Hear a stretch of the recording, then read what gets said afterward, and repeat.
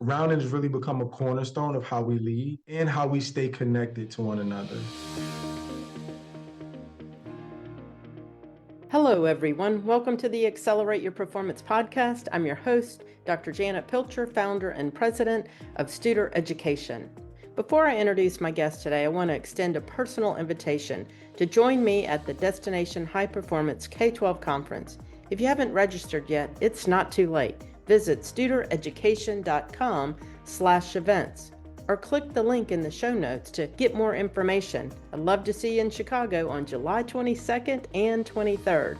You'll love everything we have to offer there, from inspiring keynotes to interactive workshops, fresh insights to practical solutions. Bring your team to hear the principles and strategies we discuss on this podcast.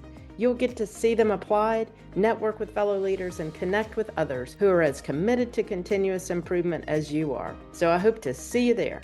Today's the first episode in a two-part series with Superintendent Rashawn Hassan of Plainfield Public Schools in New Jersey.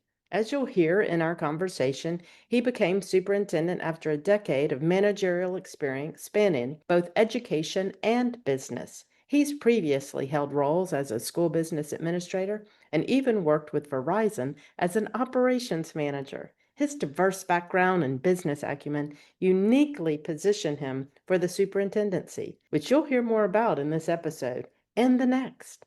Dive in with us today and discover how Rashawn leverages rounding to build trust, gather feedback, and drive improvement.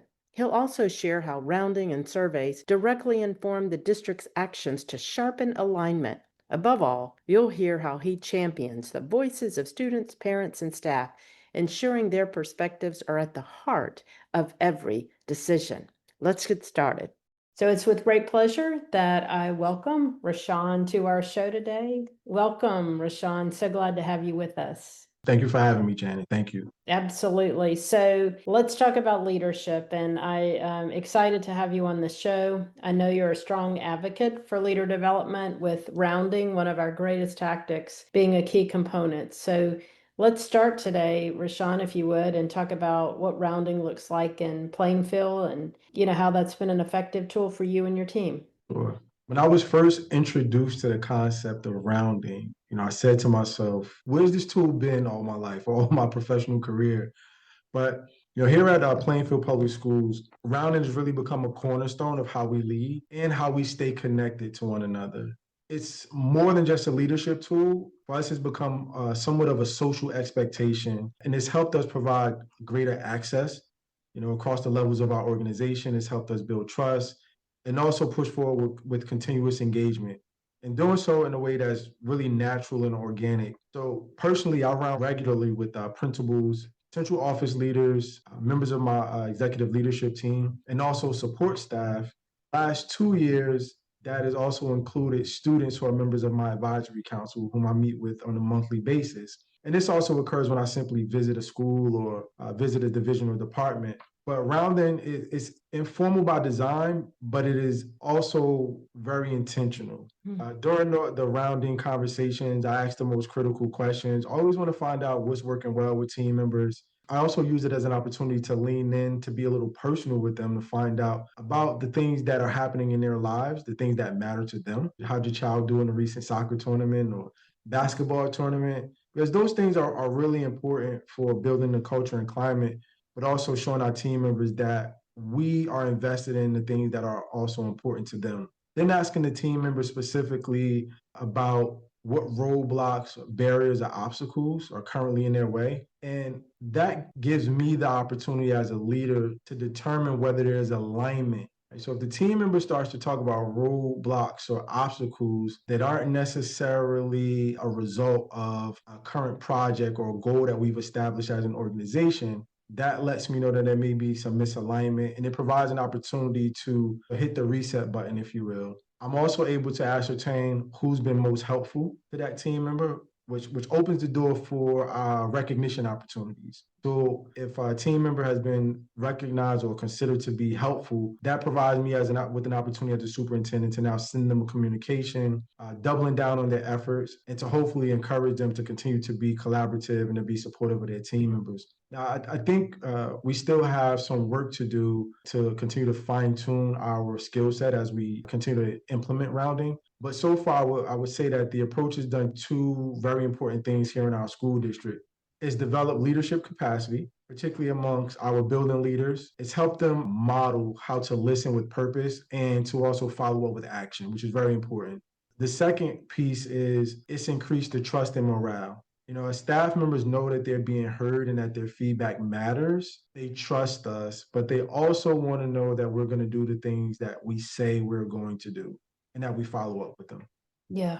You know, Rashawn, as you're talking, we know that rounding is one of our most powerful tools and tactics. And I mean, if you think about what you're saying and all the benefits, I mean, it's just a relatively simple process where you make great connections with people and you're proactive and intentional, as you said, with that approach. And it really is a wealth of information, which is what you're sharing. I agree with everything you said, Janet. And I think as a leader, you have to be vulnerable when you engage in your rounding conversations because you may find out some things, even about yourself, that you did not know, or you may Yes. hear something that you weren't necessarily prepared to hear. And, what do you do in those moments as a leader where a team member is telling you that the roadblock, barrier, obstacle is something that you put in place? Yes. That roadblock or barrier, that scheduling change that you made, superintendent, that's a roadblock or a barrier. That's one. So, yeah, I think it just also requires us to be vulnerable and humble in the process. It does. And I mean, I just love your approach to that. And, I've found that when I round, sometimes people will say, just kind of prepare you too. Sometimes, well, I'm going to give you some, I hope you're okay with the way I'm going to give you this feedback.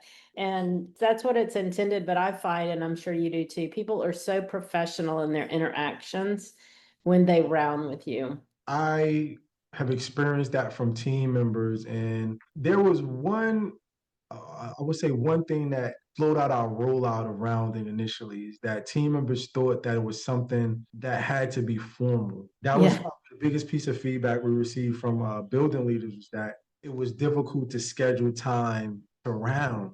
We're like, no, no, no, you don't schedule time. You meet the team member in the break room, Hmm. walk them to their next class during the transition. That's the opportunities, very organic. And it also helps lower the anxiety Yes. of a team member receiving an email saying, hey, I need to schedule a meeting with you at 1 o'clock on this day. Yeah. Your response to them, do I need a union rep to be in this meeting? What are we going to talk about? Yeah, that's so good. And it's just a natural part. I mean, we're going to speak to people anyway, so we just really, build that into our natural way. So I love the way you all are using it and the benefit that you have. The other thing that we have found that you're doing is the surveys, another way to build that emotional bank account, get the feedback and use the feedback that's from the surveys that you're doing with parents and employees and students. Can you talk a little bit about what you've learned from that process and the feedback that's driven change for you and your district, Rashawn? Absolutely. I'll start by saying I believe that the engagement surveys for the parent, student, and employee experiences probably one of the best decisions we've made as an organization. And not that we weren't engaged in surveying our staff and the members of our school community, but we took a step back. We're no longer the doers or the implementers of the survey experience. We're on the receiving end and really waiting to receive the results because we're here in listening mode. And I think it's helped establish a greater level of trust throughout the organization because the team members know that the information that they're entering is not coming to us, right? So no one's here from our team filtering out information. We receive it in its truest form. And we've learned a few things during the process. First and foremost, employees want more timely communication, and that's across the organization. They want it from their school leaders, and they value the clarity around expectations and recognition of their work. So, with this piece of information, we've now established the cadence for cascading messages throughout our organization. And one thing we've heard at the director level and above is that when I wrap up an executive leadership team meeting, team members at the director and executive director level will like a briefing of the decisions that may have been made, and they want to receive it in a timely manner. So we've now set up a cadence that allows for each of my direct reports to send out that communication, but it has to go out from each person at the same time so that Good. one department doesn't feel that they've been left out or that they're less than as it relates to the timely receipt of those communications. We've learned from our parents that they appreciate tools that we use in the organization to enhance communication. We've implemented a tool called Parent Square. So this is our new communication platform and tool. And those parents, while they appreciate it, they want even more consistency in messaging from our schools. So we have weekly newsletters that are sent out, there are announcements, but we're able to track the data in the system. It tells us which schools are sending out messages more frequently. And the parents are saying, well, I know that school X sends out 2 communications per day, but in my school, I may only be receiving 2 communications per week. So we'll work with our team members to enhance the use of that tool. And lastly, for our students, they are absolutely hungry for voice and connection. They Yeah. want to be heard. They want to be connected. They want to understand the decisions that we're making across our organization and how they impact them. And they also want to know that their feedback is helping shape the school climate initiatives and enrichment programs, as an example. So for us, the surveys, they're not just a data point, they're a mandate for our leadership team and our school community to act. So we're going to use them to sharpen our alignment to the strategic plan. We make sure we have a connection to our performance cycle and to our goals. And I think that's really helped us ensure that team members are taking it seriously. The review of our survey results is a part of our PDSA cycle. And we go through a point of reflection. And I think that's really important to reflect in our school communities. When you've heard from your constituents or your stakeholders, don't be so quick to respond. Yeah. Listen, sit with that information, and be intentional about how you respond to that. Yeah. The way that you are actually working with your team to implement, I mean, it really is kind of textbook, Rashawn. And I love the way that you are talking through the specifics of how you use it, looking at the feedback, driving to action. And when I hear you, this is the way it's so great, because when I hear you talk about how you and your leaders are applying it, we always talk about, Rashawn, making the complex simple, and what we're talking about is really it's not complicated in terms of understanding, but it's not easy to do. But the way you communicate it really you've simplified it in a way that people can understand it. And it's not just a compliance or check off. It really adds value to what you're doing each and every day. No, it absolutely does. And I think for us to book in this school year as a leadership team, our final PDSA cycle conversation took place today. And the data point that we focused on were our survey results. Okay. That was the conversation. And I thought it was very timely. We closed out the school year officially yesterday with our high school graduation. But today was the first day that, from a leadership standpoint, we don't have teachers in the buildings. There were no students in the buildings. The school district is quiet right now. So when you talk about, having those moments of reflection, I think it created the atmosphere for us to just be still, be in the moment, to process what we've done after the first round of surveys. Every school and team developed action plans. Did you see any growth, any movement based on your implementation of those action plans? Did you see any decreases? And if so, what were they attributed to? Now, I see some very direct connections and correlations to feedback that I've received from the students on my advisory council during our monthly meetings or during our rounding conversations. And there are 2 areas that I want to ensure that our team focuses on, because students, I think, look at these particular areas of school operations a little differently than adults do in some instances. And that is food services, right? The quality of food, and also the cleanliness of spaces throughout the school community.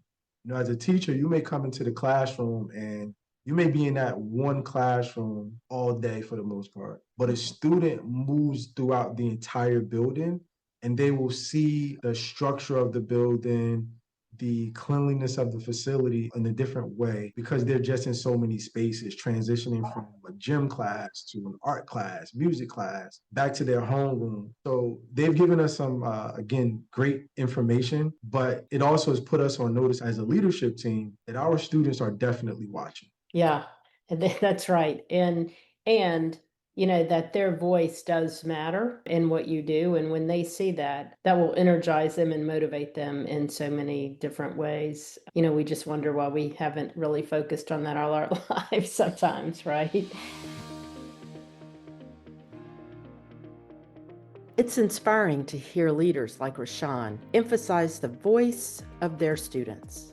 Their feedback, even on things like cleanliness and food service, is genuinely taken into the account of leadership in Plainfield. Thank you, Rashawn, for showing us how you make the complex simple with rounding, sharing your mindset about how the survey process reminds us of the importance of being still and reflective. This clarity will be crucial as we work to make next school year the best one yet.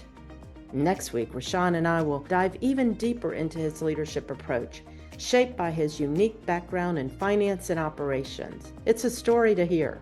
Given his history as a past school board president, I think you'll find his insights on fostering strong relationships between superintendents and boards to be especially helpful.